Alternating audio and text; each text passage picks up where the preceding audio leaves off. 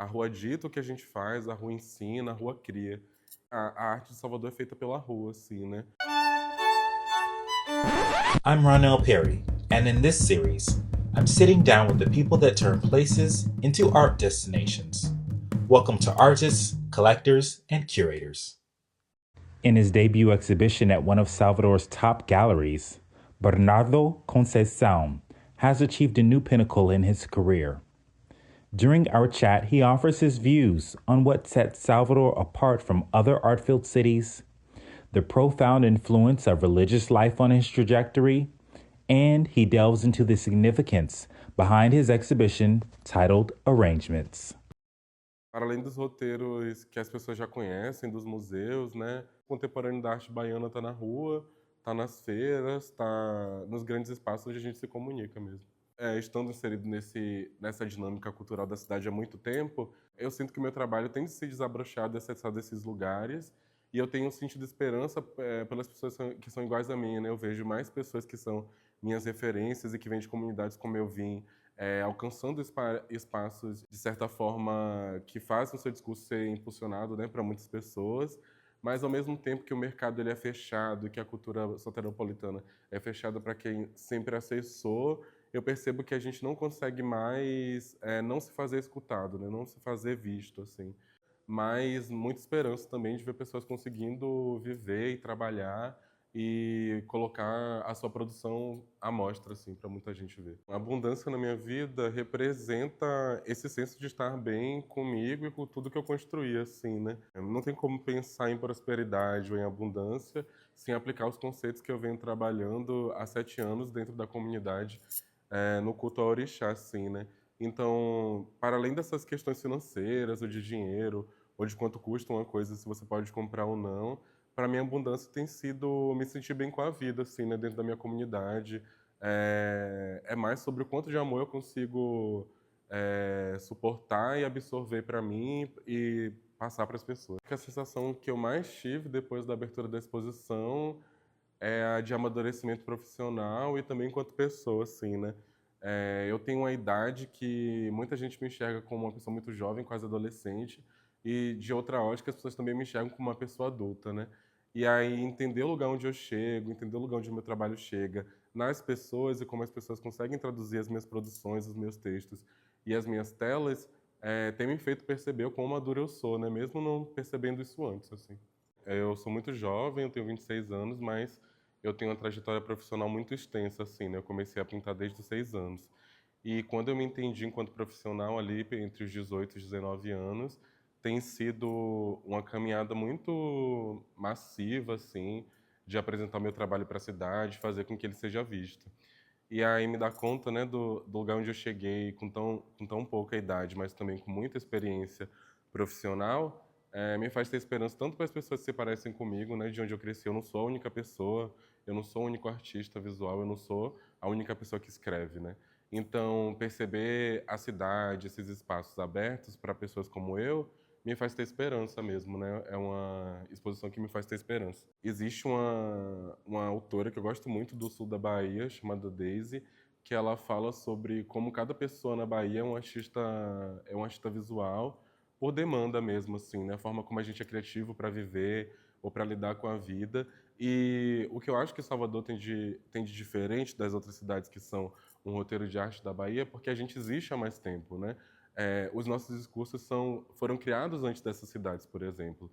Então, a forma como você, sei lá, vai na feira de São Joaquim, você vê uma barraca de feira arrumada, a forma como as pessoas dividem as frutas ou as folhas pela colorimetria, a forma como as pessoas arrumam suas casas, a forma como as pessoas se arrumam para ir nos lugares na cidade, é um discurso, para além de contemporâneo, tradicional também, né?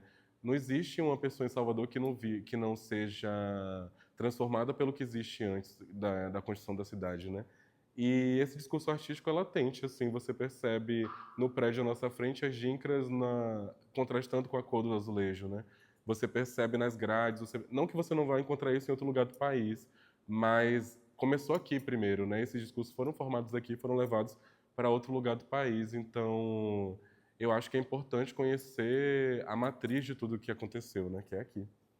Corpo, ancestralidade, afetividade negra e irmandade, né, comunidade, são temas importantes para mim, porque é o que eu busco na minha vida para ter, assim, né. E aí de onde eu venho, né, existe essa deficiência de pessoas que se identificam com pessoas que são suas iguais, né. O pensamento de quem está na favela, para a favela vencer é sair da favela, né. É você conquistar alguma coisa fora da favela e depois trazer esse conhecimento para dentro da comunidade onde você é inserido. E aí pensar prosperidade a partir de encontrar pessoas iguais a você que vão impulsionar o seu discurso, ou pensar prosperidade a partir de pessoas que você vai encontrar para amar durante a vida, são coisas que eu entendi hoje, né, enquanto adulto, que eu aprendi dentro da minha comunidade, dentro da favela onde eu fui criado, mas que eu só consegui traduzir isso e pensar a partir das minhas vivências de terreiro e das minhas vivências acadêmicas, né? Então eu trago hoje para o meu trabalho isso porque eu senti que existia uma deficiência na minha criação enquanto criança, enquanto adolescente, de discutir esses temas da forma como eu discuto hoje enquanto adulto. Então a importância é basicamente essa do discurso chegar nas pessoas como eu fui, assim, entendeu? E que elas não precisem passar por tudo que eu passei para chegar onde eu cheguei, assim. A minha criação, ela sempre foi muito nichada dentro do que eu enxergava como possível, né? Eu fui por muito tempo uma pessoa criada em um lar judaico-cristão, né, com esses ensinamentos a partir da Bíblia, e esse pensamento de caridade, de que a gente não podia crescer, né, ou ser, de certa forma, famoso, ter mais sucesso do que, enfim, a palavra de Deus, no caso, nunca me fez ter essas ambições, né? Então, se eu for pensar sobre pessoas que eu enxergava como modelo para chegar onde eu tô, chegar onde eu quero alcançar hoje, são pessoas que eu adquiri referência a partir da universidade ou dessa vivência de terreiro, né, com os meus irmãos já mais avançados que eu nesse lugar teórico, assim. Mas hoje em dia o meu modelo de referência mesmo entre arte e pessoa negra é o Abdias Nascimento. Abdias do Nascimento was a prominent Afro-Brazilian artist, activist, and politician. He co-founded the Teatro Experimental do Negro, promoting Black culture through theater and art.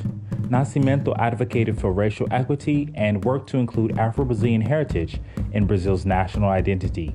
He died in 2011 at age 97. His legacy continues to inspire burgeoning artists like Bernardo and Brazilians alike. A exposição retrata a minha vivência de terreiro, assim, né?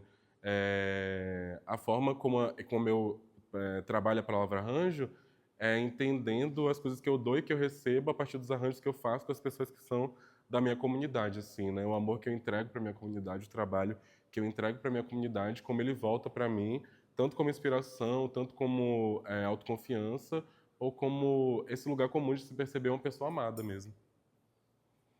Eu não venho de uma caminhada extensa de terreiros, né? Eu sou filho de uma casa e nunca fui para outras, mas eu venho de uma caminhada muito longa religiosamente falando, né? Sempre fui uma pessoa muito religiosa.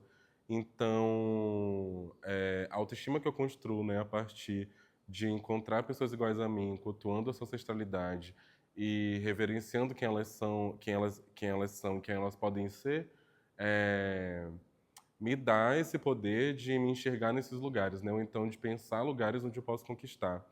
E tudo isso foi derivado de toda essa confiança, de toda essa autoconfiança que eu adquiri dentro da casa que eu sou feito, né? O Ileaxé, Odeia e Bomim. E das pessoas que são minhas irmãs, da minha mãe de santo, da Alice, do Babalaxé da minha casa, Leandro, né? Pessoas que confiam em mim e na pessoa que eu sou e conseguem me mostrar a pessoa que eu posso ser, assim.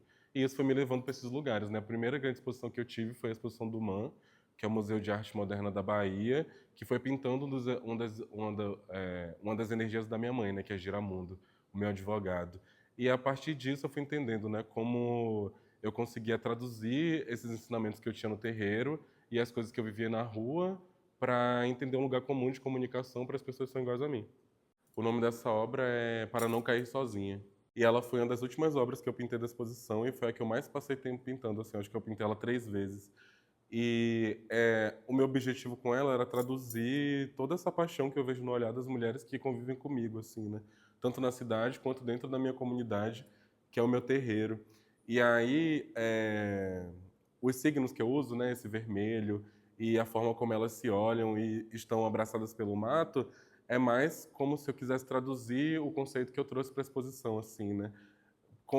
Mesmo essa obra não contendo as flores e as frutas que formam os arranjos que a gente costuma apresentar para o mundo, ela traz também esses signos de comunidade e de arranjos também, né? Ela traduz da melhor forma o que pode ser um arranjo pessoal, né? Um arranjo comunitário, assim.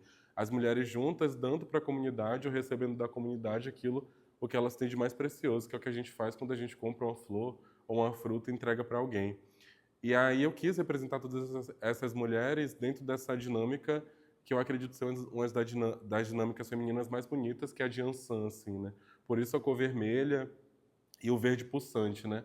Para além de serem os santos que regem a minha cabeça, eles também são as formas como eu enxergo o mundo, assim, né? As óticas que limpam meus olhos. E eu gosto muito dessa obra porque ela é uma homenagem às mulheres que eu conheço, assim, né?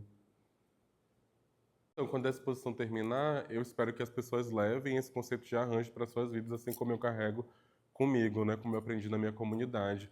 Entender que a vida é uma troca mútua, né, e que o nosso olhar tem que estar treinado para as coisas bonitas da vida, né? Não adianta você viver e passar, sobreviver sem enxergar o que existe de bonito, assim, durante a caminhada.